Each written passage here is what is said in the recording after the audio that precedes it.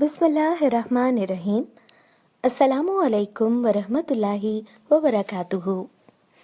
منتخب اقتباس۔ ایک چوہا کسان کے گھر میں بل بنا کر رہتا تھا۔ ایک دن چوہے نے دیکھا کہ کسان اور اس کی بیوی ایک تھیلے سے کچھ نکال رہے ہیں۔ چوہے نے سوچا کہ شاید کچھ کھانے کا سامان ہے۔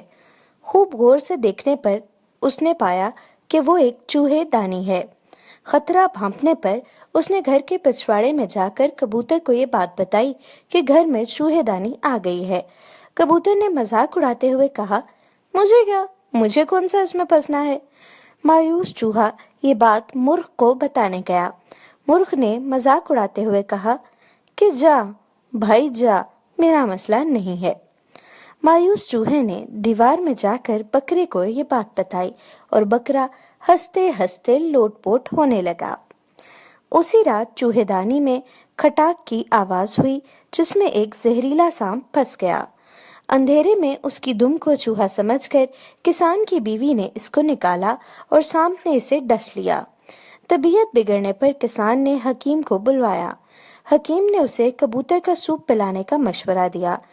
کبوتر ابھی برتن میں ابل رہا تھا کہ خبر سن کر کسان کے کئی رشتہ دار ملنے آ پہنچے، جن کے کھانے کے انتظام کے لیے اگلے دن مرغ کو ذبح کیا گیا۔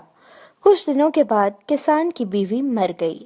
جنازے اور موت کی ضیافت میں بکرا پروسنے کے علاوہ کوئی چارہ نہ تھا۔ چوہا دور جا چکا تھا، بہت دور۔